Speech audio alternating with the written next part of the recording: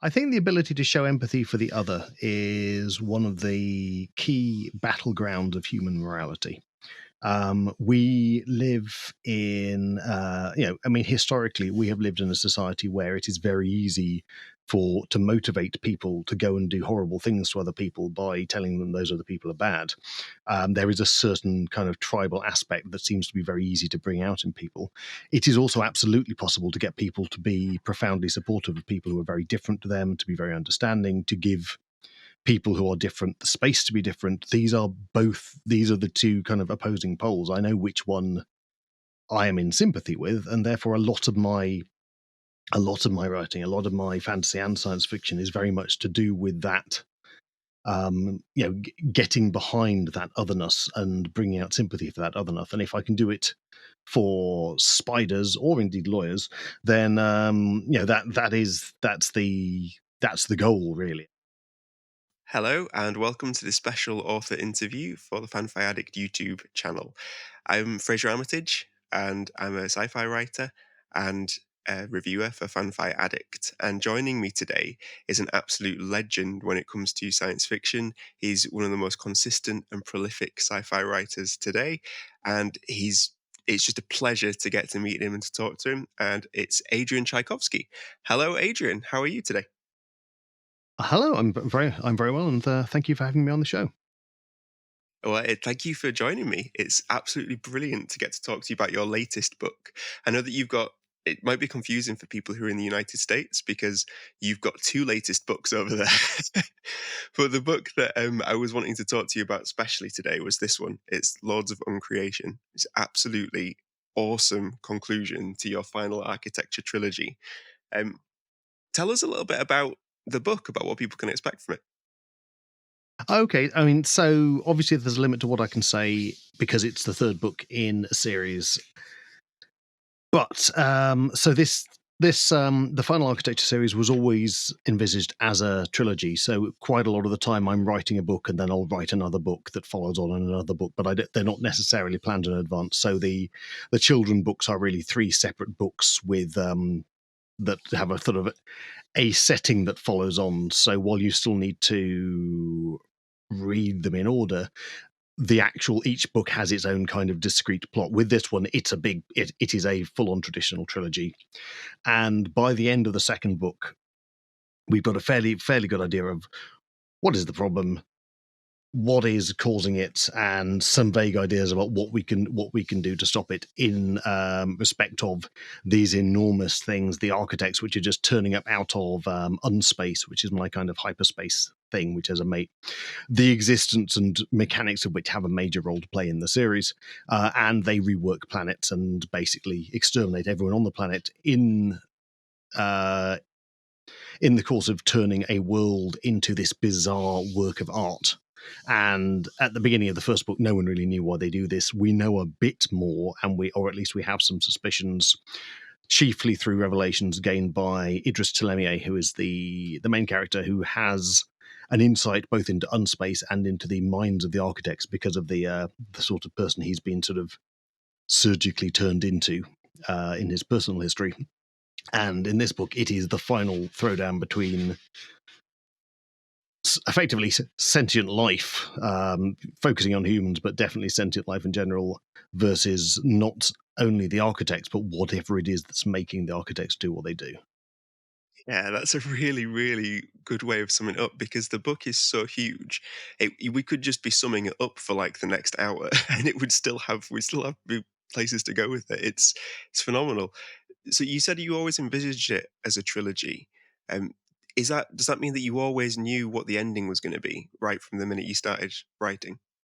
Not exactly. I knew what the setup was. So the stuff you're kind of still discovering in the first half of Lords of Uncreation, that was certainly known to me. Precisely what people would be able to do about it has kind of come about and evolved during the course of writing the book. So the kind of the final act, the back end of this book is really things that have arisen from ideas I've had while writing, or just logical conclusions that have come to me as the books have gone on.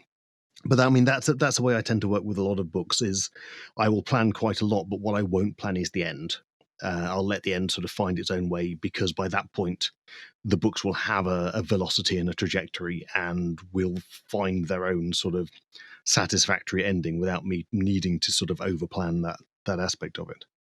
Yeah, and quite a lot of the endings of your books have they've definitely they've definitely got a specific vibe about them. Like I remember when I read Doors of Eden and the many endings of that book, and it was so experimental and it was so interesting. And yeah, it definitely I understand what you're saying about not fixing on an ending. That is a really good tip. There's a line that came out of Lords of Uncreation, which I was going to ask you about with regard to how you envisaged it all. And it's when Idris is describing Unspace, and he says about the structure of it, it may not be real, but it still has structure, just like an idea can have a shape. Simply an idea, but the whole universe as we know is stretched over it like a skin. And I was wondering about that, the idea, the shape of the idea when it comes to this trilogy. Did it come to you in a specific shape? Did you have to grow it into that shape, or were you having to like constantly prune it down into what you thought it should be? I think the kind of the large bones of it were certainly there, but I mean, also to a certain extent, the large bones of it are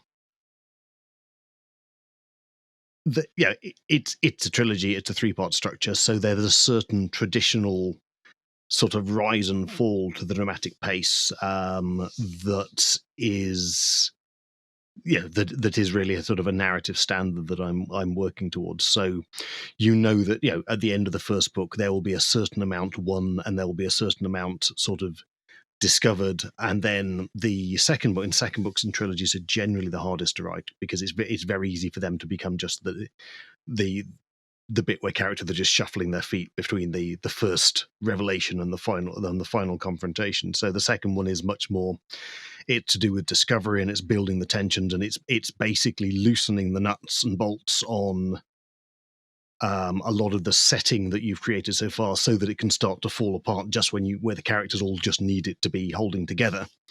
And so that's really the struggle that then the third book picks up on, is just when we are ready to fight the big thing, all of the other problems that the series has been potboiling suddenly kind of erupt, and you get to do that.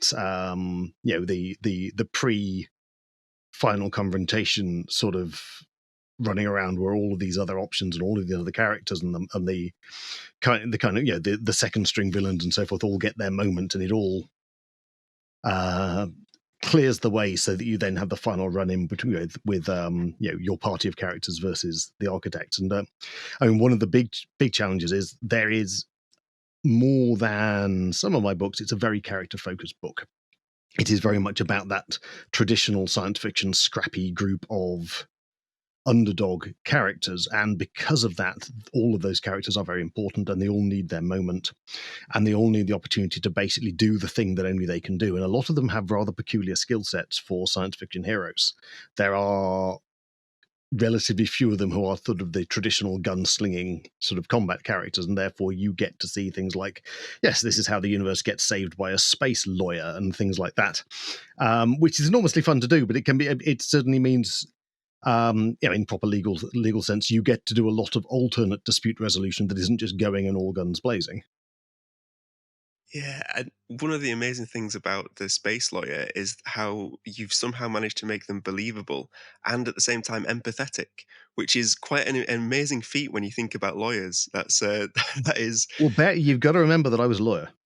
Oh yeah, I that's haven't true. been. I haven't been for several years now, but I'm. For that reason, I do tend to do quite a few sort of sympathetic law characters. And also, I mean, to a certain extent, she is. She's a civil rights lawyer, and I mean, honestly, we're currently living in an age where civil rights lawyers are getting a lot of hammering from those people who would rather feel people shouldn't have civil rights, and therefore anything I can do to kind of give a nice heroic example of a civil rights lawyer being the person who kind of literally saves the universe from a certain point of view, is, I think, all to the good, given how they're being treated and how much we need them.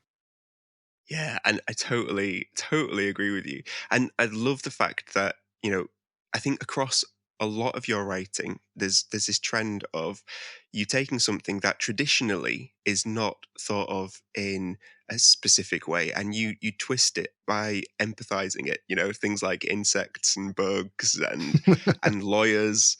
You know, these things that the world in general has like a view of them, doesn't it? And yet you somehow managed to give these things heart and make us care and make us really invest in them. Do you think that empathy is something that is important for more stories? You know, the stories that are told these days. Do you think that empathy and it being rooted in that is important, especially with science fiction?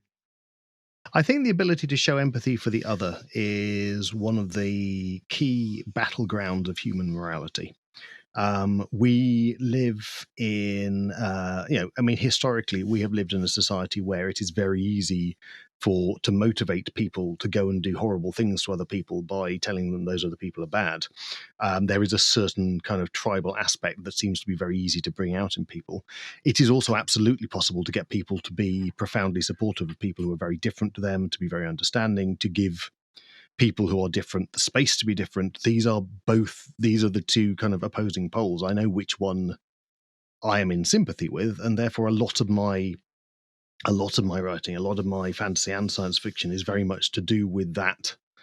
Getting behind that otherness and bringing out sympathy for that otherness. And if I can do it for spiders or indeed lawyers, then that's the goal really, and it is. Yeah, and it helps. It helps. As with lawyers, it helps with spiders. To me, they are profoundly sympathetic, and I think the fact that I am writing about them from that very, very pro point of view is what sells it. I don't think it's necessarily something you could fake easily, and I don't think I could take something that I really don't like and write terribly fondly about it. It is something that comes really from the heart. Yeah, passion is contagious, isn't it? Would you say that that's advice that you would give to any new writers out there who are struggling to find, a foot over what to write about? Would you say write your passions and write what you love is good advice? I mean, yeah, I get the one thing is you need us they what you need to be able to do is you need to be able to step back and just a step out of your own viewpoint to be aware how it's going to come over to people who don't necessarily share your passions. And that's certainly, I mean, and you can actually gain a lot from that because while I am writing very fondly about spiders, I'm also writing with the understanding that a lot of people are absolutely freaked out about spiders. And that is a game I can then play with my readership. When you see the spiders from a human point of view, or when you are describing how they interact with humans when the spiders and the humans are not seeing in any way eye to eye, and you're seeing it from the spider's point of view, it can be extremely creepy because you, as the reader, are aware of a context that the spiders are not. But having that self awareness and that ability to step out is very important because otherwise you can end up kind of setting up all sorts of straw man type sort of situations for your treasured for the object of your passion to knock down, and it can get a bit. You do sometimes read books where it is very obvious that the author has bought into the mindset of their protagonist to such an extent that it is profoundly alienating if you yourself don't. Essentially, you've got to be able to think about, you've got to woo people gradually over to that sort of thing. You can't just immediately give them a world where your person is right, capital R, and everyone else is wrong, capital W, and they just rampage about doing basically winning wars and being right, and everything is wonderful, because that gets wearing very quickly. And I think, took Children of Time could, if I had just gone into full on spider hagiography, then Children of Time could absolutely have been that, and it wouldn't have worked as a book. Yeah, that's true. I guess in a lot of ways, the spider is the perfect analogy in that the web that you weave has to attract insects. You know, it can't you can't just put a web out there that is so repellent that nothing you don't bait anything. So that's a really interesting way of doing it. And I kind of can see how you did that with some of the characters when you read across the trilogy. You know, like even right the very first part of book one, the hero of that first section is the lawyer who saves Idris from the clutches of, and it's Mhm. interesting how like you get a foot in with these characters, and then by the time book three comes around, you know them so well that you are just rooting for them right from page one all the way through to the end. It's almost like you need that time to reshape people's views of just what the norms are, for sci-fi. And do you find that longer form stuff with trilogies and longer books allows you that time, in a way that something like short stories wouldn't? Yeah, I mean, I'm not a great writer. I mean, I've done short stories, but I think my natural tendency is towards I have a novella mode, which still tends to go into that level of detail, but just on a much narrower scope. So I use novellas usually to bottom out one idea very thoroughly, but without that kind of wider universe necessarily getting much of a look in. But certainly the long novel where I can really develop a setting and a whole set of characters and just explore that world. Because I mean, the world is the thing for me. That's the reason why I write, and that's the the joy I take is in being able to show these worlds I create to people through the medium of a story. And you get to do that most in a book. And the longer the book or the more books in a series, the more you get to do it. Mhm. That's true. Yeah. I guess I guess with regard to the world as well, that's part of the appeal and part of the allure of science fiction, isn't it? In that, the worlds that you can invent, there is no limit to where you can go with it. With regard to this particular series, was it easy to sort of figure out where the limits of this world were? Because with Unspace and with what you're drawing us to, you could have gone like even bigger, but you somehow pitch it perfectly because it feels so huge, but it doesn't feel so huge that it becomes pantomime. So yeah, how do you get the balance in your writing? I think the reason for that is because I do start with the world. So at the end of the day, you find out in Lords of Uncreation, you do finally find out, well, what is the deal with Unspace? What is the deal with the throughways? What is the deal with the thing that lives there? What is the whole shooting match is given, it's not exactly anatomized to the last decimal place, but it's given sufficient detail that the information is there for you to find about what is going on with all of this. And that's information that I had right from the start. So the whole series is written with that in mind. So all of these little clues and things that have been coming out, all the revelations in the second book, are drawn from the fact that all the way through I've known what's going on, and I think that's why it remains kind of manageable. There is one of the alternative ways is basically you aim for those final kind of 10 minutes of 2001 where he's going through the thing and it's all the colors and the lights, and this is basically, it's all shorthand for this is a thing that is beyond human comprehension. um and all right, I guess, a sort of hyperspace structure that underlies all of reality and contains a monster probably is beyond human comprehension, but that's not actually very interesting in a book. Having the idea that, oh yes, it's all sort of hand wavy, unknowable, so forth, I certainly, for me as a reader, I would find profoundly unsatisfying. So even if it is not laid out, I at least like to feel that the author knows what's going on, even if the author doesn't tell you. And I think you can start to pick up on whether it's, in a TV show, whether they know what's going on or whether they're kind of making it up as they go along, which is it's something that does happen, especially in longer series, or in a book, whether the author has got that idea of this is the thing that's inside the box, even if you never get to look inside the box. And when I run into something where I feel that there is actually nothing inside the box, they're just telling you they're the box and look, that there's something amazing in there, but we're not going to tell you because there's nothing in the box, then I kind of get disillusioned fairly quickly. So I mean, for me, my personal writing style, and I'm not necessarily saying this is mandatory in any way for a writer, but I need to know what's in the box, even if I don't necessarily go into great detail, because it's that's your foundation. Without it, you've got nothing to build from. Yeah, that's really And good. I'm Yeah, afraid I'm doing my usual thing of answering a slightly different question to the one you're asking me, but that is it's all my right. my interview technique, sadly. It's all right. It's all good. It's all, I love that. Never start a project with an empty box is a great approach. Fill your box, then write. That's a good way of doing it. Yeah. But also, I mean, there is for me at least, an enormous part of the pleasure of doing this is building what's in the box. It's and doing it in such a way that you've got that firm foundation. It all fits together neatly. You've made the clockwork all runs, all the little things turn around, and whether it's a fantasy world or a hard science fiction world, or like this one, it's it's a space opera which is kind of sitting somewhere between the two. You have that sense of something that is absolutely internally consistently functional, and all the bits and factions and characters and pieces and background and all of that, they're all part of the same machine, really. And at that point also means whenever you start to wobble when you're writing, you just need to take a step back and you go, all right, well, this is the logic of the everything that I am creating, and that logic then will say this is what happens next, or if that happens, then this, because you've got it all ready to go. So if we're talking about what your process is um, with regard to writing, it seems like it's fairly consistent project to project. You start out with the world and then you find the stories within that world to tell.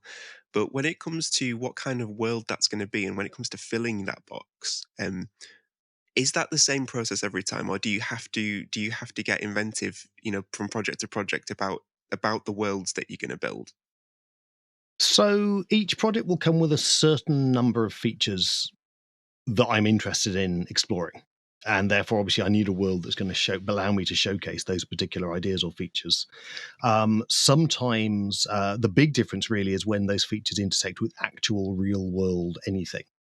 I mean, I have not done much writing in a historical context, but when I have done, your left wall to your creative process that you can't go beyond is, well, this is what we understand of the historical setting that you've chosen, and then that's what I need to explore and research. And more commonly, it's going to be the left wall is going to be a scientific knowledge on a particular topic or range of topics, and at that point, it's working out what I don't know and what I need to research and explore and talk to experts about in order to build that part of it, because it's based on real stuff. And then you basically just build away from that left wall to create the shape of the setting that you need to explore those particular elements you're interested in. Um, but it's really whether you have a left wall and what that left wall is doing that that affects the creative process. So really, you're doing the job of an architect in that you're taking something that is real and you're reshaping it into art.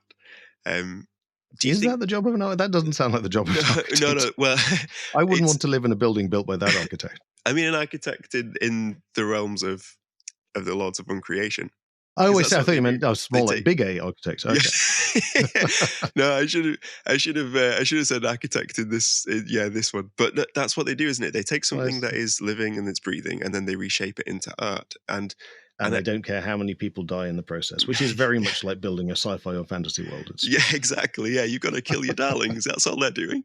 and Um, and everyone else, whether you yeah. care about them or not. Do you think that is also a metaphor for what science fiction does so well, in that it can take something that's real and it can reshape it into something that is completely other? Um, I mean, I don't know whether it's a metaphor for it. I mean, I think that's certainly a thing that science fiction is very good at. I mean, there is the kind of the popular concept of science fiction as being able to predict the future is generally not the case. Science fiction authors have had a few lucky breaks over the years, but that isn't what we do. But what we are very good at doing is commenting on the present, or potentially the trajectory of where the present is taking us, which is not in any way the same as predicting the future, but it is. It is. I mean, this is in a way why I kind of feel I mean, let's say the social commentary of Le Guin is some of the finest science fiction there ever has been, because you can absolutely see it is all someone looking at the world around them, and then using that as the springboard for their kind of what if. Yeah, because like works like The Dispossessed become like more relevant almost every day, don't they? Yeah. Yeah, I mean, this is. I mean, it's kind of almost.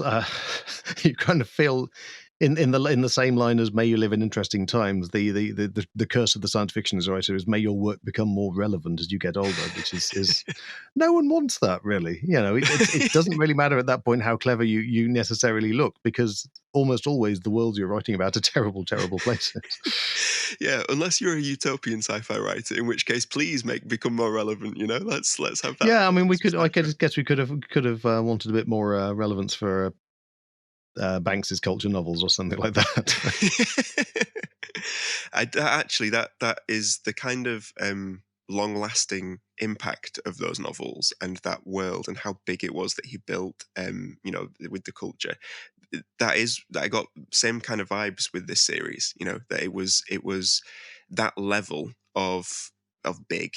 You know, did you intend for it to be like that? For you know, when it comes to like how epic the books come over, was that your main driving force when you were thinking about it? Like, how can I make this as big as possible, or is that just a happy coincidence? It's almost more the opposite. It's because of the level of concepts I'm dealing with. We talk. Obviously the architects are big; they eat planets, but even more than that, the implications of what the architects are and what they're doing as you discover stuff, it just does get bigger and bigger. And I knew that was going to be the case. So it was more a sort of a desperate damage limitation all the way through. So how do I bring this almost absurdly big story down to any kind of level where you can make sense of it on a human level? And obviously, the answer to that is you see it all through the point of view of these profoundly human and flawed characters like Idris and Ollie and Chris. Yeah, and what you were saying about how it's more character centric, I guess that's the balancing point for that because it never feels like it's moving away from the characters to the point whereby you're losing yourself in the world and the story. You feel very rooted by what the characters go through, and so the balance is really good across the whole all three books, but particularly with this one, I felt like you just nailed the that sort of like tightrope between sort of plot and character and world and everything like that. Is that something that you have learned to do as you've written more and more books? Has your understanding of what that balance should be sort of intensified the more that you've written? I think, I think calling it an understanding is probably over egging it a bit. I think that it works as a subconscious level. I've got a feel for things more as I've gone on, and you add to that, you're kind of consciously aware, right? You need to make sure that everyone gets their moment, because that's satisfying. There's no point having a character they're still kicking around in the book, but they've got nothing to do, because at that point you missed a perfect opportunity to have killed them off in the previous book to start with. Um, and get some use out of them that way. So it's working out how everyone contributes to the final sort of denouement. It's also, there are a variety of characters who have their own sort of personal story that needs resolving within the book, especially Ollie. Ollie and Solace are the two who have a particular kind of personal subplot that needs to get resolved within the third book as well. And I think that helps, because both of those subplots are worked, they're not entirely separate to the main plot. They're all part of what's going on. And again, by emphasizing the personal stakes that those characters have, and the personal way that they relate to these sort of literally galactic implication sort of events, it does bring it down. It makes it manageable. It gives you something to care about when it's quite hard to care about. Oh yes, the entire universe or the galaxy or something like that. That's very abstract. It's like talking about billions of something. The human brain doesn't really compute at that sort of level. And so it's the idea, that rather grim motto of, one death is a tragedy and a million deaths is a statistic. It kind of works in the same way. One person's life or death struggle is engaging. Watching a whole sort of civilization fight is actually just kind of a bit confusing and not necessarily the most engaging thing in the world. Yeah, yeah, that's true. That's really true. I think that the comparing and contrasting Ollie and Solace is a really, really good way of showing the scope of the book, because as characters they're so different, and yet the dilemmas that they go through and the struggles that they go through, it's yeah, there's a lot of scope in there for character, but also they they both do come out with going through something and coming out the other side of it changed and transformed in all of the right ways, and it's like it's a very satisfying thing for a reader to go through that with them. So yeah. Yeah, I mean, and they also they are their cultures and microcosm. They are the two kind of most extreme representations of specific cultures in the setting, and they both have to face up to the fact that the cultures they are sort of waving flags for are deeply flawed in very different ways, and they Mm. have to find their own kind of their own path through that. I have serious title envy because you seem to just name your books absolutely brilliantly. Um, Okay, so I get to keep about one title out of three. okay. I do not, whether it's a small change or a big change, most of my titles get turned down by whichever publisher it is that I'm working with at the time. So in this case, of the three books in this series, Lords of Uncreation is the only title that's actually the original working title of the book. The other two both got changed. So Shards of Earth were originally all the Shards of Earth because I was having a bit of a Becky Chambers thing when I in my reading, and Eyes of the Void. Eyes of the Void was originally going to be called The Skin Between the Stars, which is still a line in the book, but my publishers felt that was kind of icky. And so we had to find something else. So yeah, no, don't envy me my titles because mostly they're not actually my original titles. I love it. I spotted Lords of Uncreation through the book a couple of times, and I was wondering about sort of I'm going to be looking out and reading all of your other books now, trying to see if I can find the alternative titles sort of snuck in there in the text. It's like, but it. I think that's the thing when you've traditionally published. Does it feel when somebody comes in with another title? Does it feel um, like a collaborative thing, or does it? Have you ever had a Well, there's title where you? always yeah. I mean, between the talks I have with my agent and then the various sort of editing passes you get, there are people who are kind of helping polish the book and make it the best version of itself that it can be, one hopes. And I don't tend to have a situation where someone is saying you've got to massively rewrite this, but for example, there was and this is kind of classic me, and I don't know if possibly a lot of writers get this, but so in Lords of Uncreation, and I'm not going to say where, there was a series of events that I wrote and I rewrote and I rewrote. Because normally I can sail through large sections of a book just in the order it'll turn up in the page, but every so often there will be something where I have not thought about it properly. And at the end of the day, I rewrote it about 4 or 5 times, and I thought, I'm going to submit this now, and because I can no longer assess it impersonally because I've been through it so many times. And the editor basically came back and said, "Look, this doesn't actually make a great deal of sense. The characters are doing these things, but none of them feel like the things that the characters would actually be doing." And it's just like, okay, I was wrong. That obviously wouldn't pass muster, and okay, I need to go back and so there's one section of Lords of Uncreation did have a major overhaul at the editing stage, and the editor was absolutely right to point that out. And the book is a lot better, and in fact, we get a really nice Ollie and Kit scene that I had that got written to kind of deal with the changes that I'm very, very happy with that we wouldn't otherwise have got. So Yeah, it's really, really nice to hear that, collaboration leads to strength. Because I think writers get so, especially indie writers, you're doing so much on your own, that yeah, it's really nice to just to be reminded that, getting more voices is sometimes a good thing. That's a really good reminder. Yeah, certainly getting more eyes on it, because it is, you get to the point where you can't assess your own work. I mean, I don't think I'm never ever necessarily the best arbiter of my own work.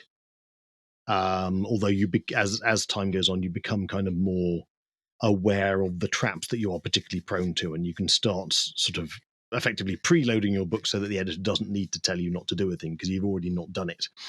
But at the end of the day, you need someone who is not as invested in the book as you to be able to look over it. And I know for indie writers, there are people out there that, there are sort of effectively editors for hire who can perform that. And obviously, I'm aware that, both time and money wise, the indie writing economy is very tight. But I do feel it's the sort of thing that if you can get someone whose judgment you are happy with to go over your work, then that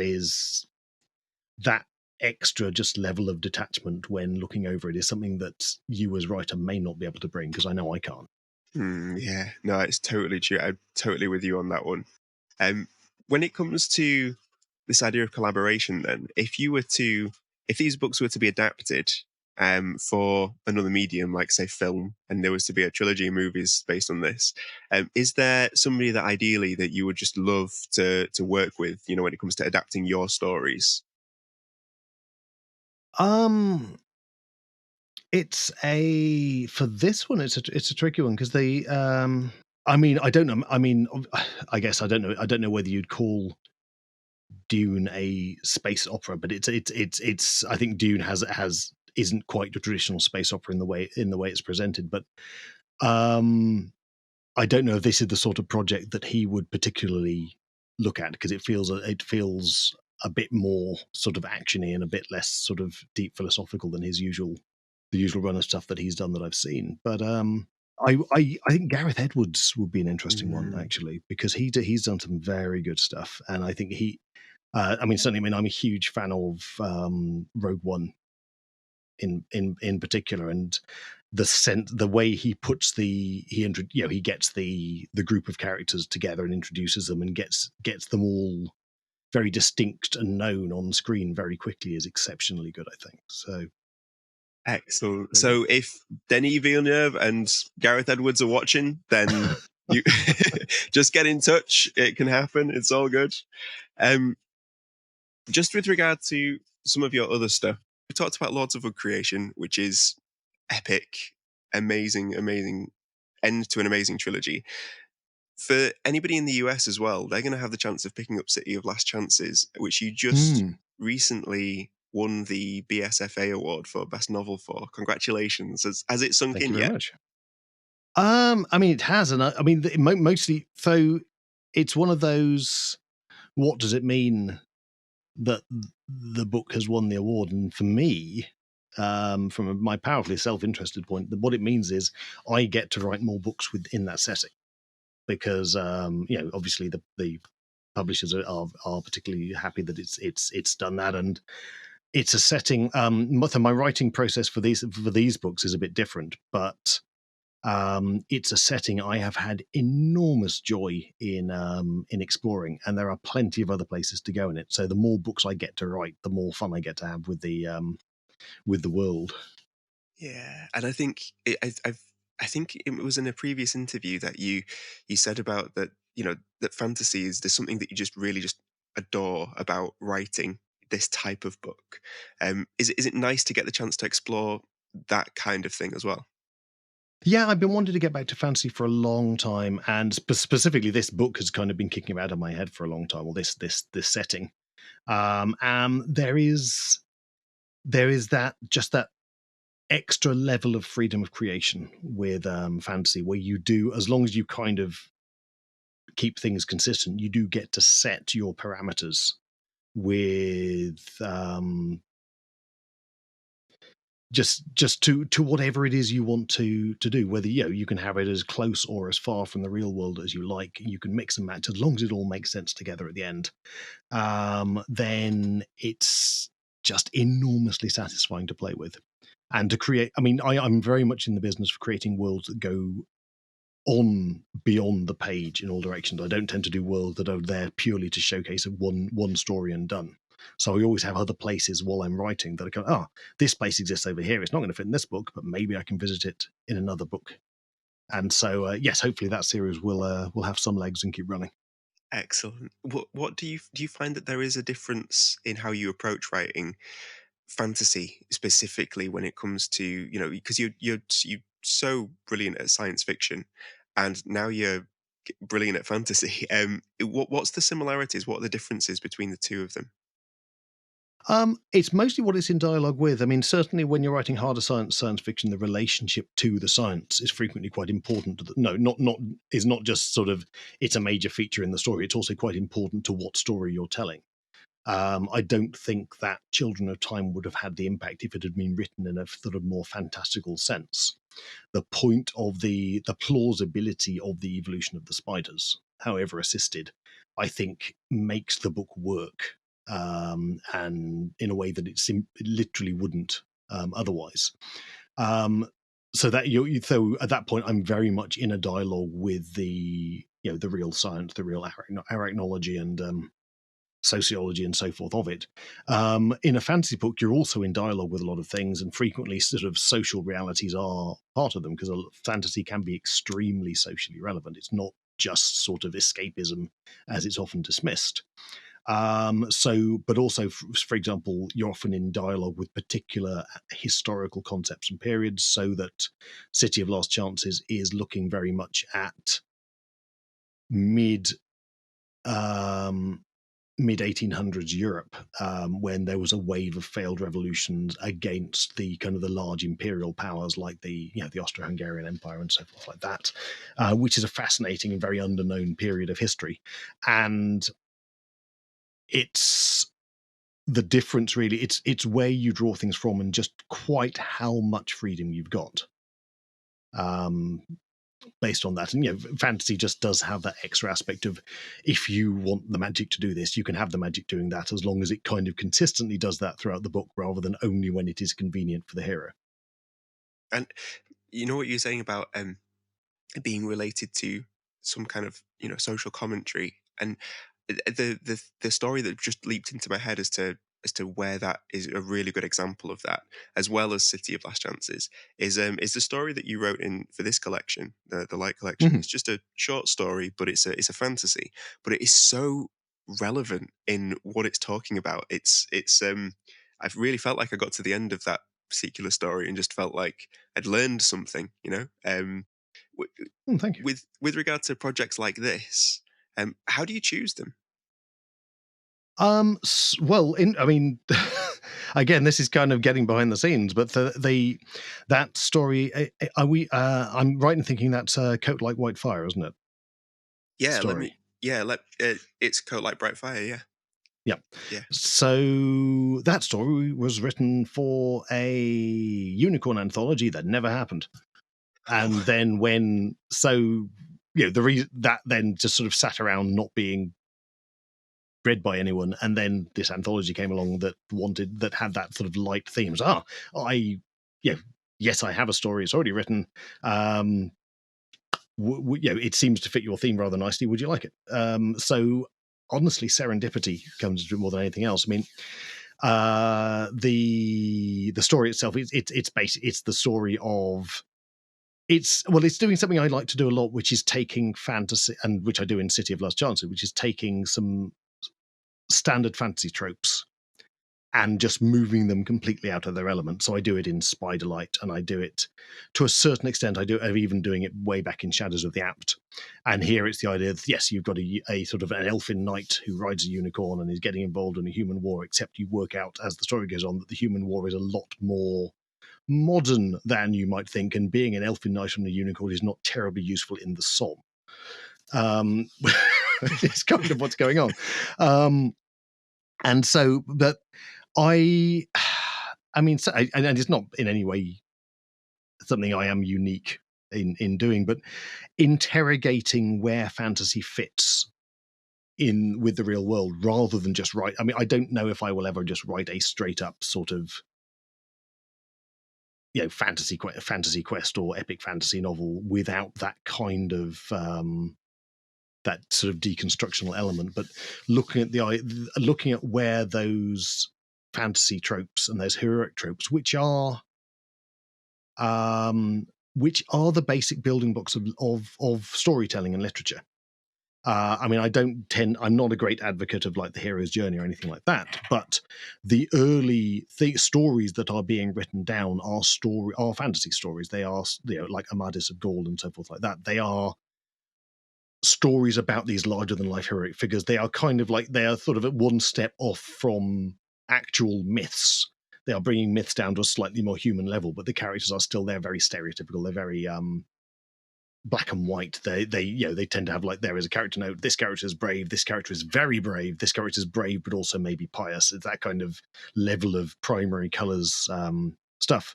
And there's certainly a school of epic and heroic fantasy that has drawn from that. It's currently very much out of favor because we are looking far more at the shades of grey end of things, you know, and the grimdark school of fantasy writing and so forth. But there is that sort of very primary colours. The good heroes are good and the villains are bad, and the heroes will win sort of thing, which I don't think I'll ever do because I'm much more interested in looking at the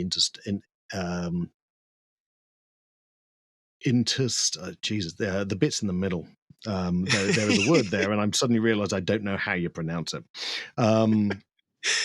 If you typed it out, I would read it in my head, but I'm not going to dare to read it out interstices. loud. Interstices. Yeah, Maybe that sounds like that now sounds like an actual Greek tragic hero. But anyway, that thing, we know what I'm talking about. And just taking those kind of the big concepts, the traditional fantasy concepts, and turning them on their head or turning them inside out, or just taking a good long look at them. And like I said, yeah, Spiderlight or Redemption's Blade, and certainly in City of Last Chances, it's something I like doing. And I think because fantasy is by now such an established genre that where its tropes are very widely known, so that you can riff off them very easily without having to actually establish them in the first place. There's an awful lot of mileage in doing that. And I think it's something that a lot of work in the genre is currently doing. I mean, it's certainly KJ Parker or Joe Abercrombie are certainly doing the same kind of thing. I mean, in the first Law series, Abercrombie's take on the Gandalf figure is simultaneously horrifying and hilarious. Yeah, there's so much experimentation being done with fantasy right now, and I absolutely love it because it's, you know, for so long, I think fantasy has been thought of and regarded as a thing, like this is fantasy, and now it seems like all of that framework is just gone, and people can just explore so much more. But I mean, it's worth noting that fantasy never was. I think that idea of fantasy being in its own particular small box, certainly, you know, if you looked at the bestsellers in like 1980 thing, you would probably find that they were all kind of similar and they were all kind of that particular school. But I mean, fantasy has always been more than that. I mean, even when you've got the kind of the Brooks Eddings sort of era, Michael Moorcock has been going quite a while. Then he's writing some really very different stuff that draws far more from the old sort of 30s pulp sort of fantasy. And even when Tolkien's writing, you've got Mervyn Peake doing Gormenghast at exactly the same time. There's always been a lot more to the genre than has been, I guess, sort of recognized by the mainstream. But certainly we're in a period now where even mainstream recognition is aware that there's a lot more going on, and that is also it is a lot more popular. It's got fantasy in various different forms, from things like the superhero movie, which is obviously insanely dominant in cinema at the moment, to role-playing games, which are currently actually a publicly acknowledged thing that doesn't involve accusations of Satanism, and just it's a bit of a golden age for people being able to look at fantasy in a far more nuanced way than they might have done previously. Yeah, that I think that's what I was trying to say, and you just said it way better. But that is great. I think it does feel like a golden age for these kinds of stories. But in terms of experimentation, do you feel that that is important for us to keep doing in stories? I know it's something that when I read Doors of Eden, it was before the multiverse sort of was a mainstream thing, and it was so experimental in so many ways, and I loved it. It- Do you find that for you personally as a storyteller, you want to keep experimenting? I mean, I do, but that's because I get bored really easily. I don't really want. I will certainly, if I have an idea that I write about, and then I think of a different take on it, I'll certainly revisit territory if I feel I can do something sufficiently distinct with it. But as far as settings and ideas, I mean,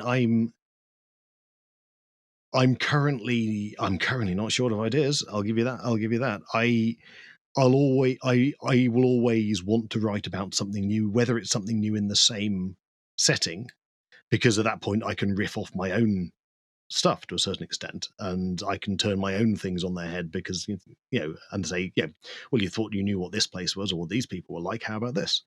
Or just going somewhere entirely new for a new standalone or a new series. It's the ability to do that and the ability to move about within the genre and play with different tropes and go into space or fight dragons or all of this sort of stuff. That's kind of what keeps me going. Yeah, that's brilliant. So, in terms of ideas, we've got these amazing releases that have just come out. What is on the horizon with you? What kind of things are you planning on writing next? Okay, well, so something I mentioned, I mentioned when I was over at EasterCon is I currently have 7 manuscripts written with publishers. So it's not. I mean, what I'm working on now is by no means the next thing anyone's going to see. So, I mean, what have I got? I've been writing a series of novellas with Solaris for a while. The most recent one, Put Away Childish Things, came out I think last month. And there's another set of 6 I'm doing for them, several of which are already written. That's going to include some really fun sort of eco horror, sci-fi, and I mean, novellas are a really nice limited arena to play around with quite weird ideas, and so I get to do a lot of odd stuff with them because it's basically one and done at 30,000 words. I've got some new standalone sci-fi, sort of hard sci-fi alien world stuff coming out from PanMac. I imagine we'll have an announcement for the next book, next year's book, within the next few months, I would have thought. So I can't really say stuff until the publisher has done their proper announcement. But it's basically looking at alien worlds and alien speculative evolution, speculation on sort of alien ecology and alien evolution, because that's the sort of stuff I like. There's already a sequel to, or at least a kind of a follow up to City of Last Chances, written and delivered, because just that's, as I say, it's a universe I really enjoy writing in. So I just sat down and did it because I wanted to do it, and then thankfully the book did well. So, and that is the idea with that series. They're all going to be standalone enough that you can just pick up any one of them. But also, if you have read the previous one, there will be Easter eggs, as you might expect, sort of pointing to existing characters who turn up in the narrative and things like that. And yes, I mean, there's a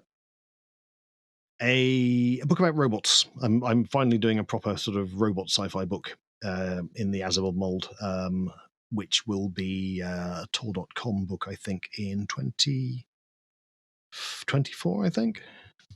So lots of stuff, basically, just lots and lots of stuff, and obviously still. I mean, I have literally just this week started a new book, which is another sort of heavy science, weird exoplanet stuff. So Excellent. yes, I'm keeping myself busy. Yeah, that all sounds incredible. If what you did was revolutionize spiders, I cannot wait to see what your take on robots is going to be. That's very exciting.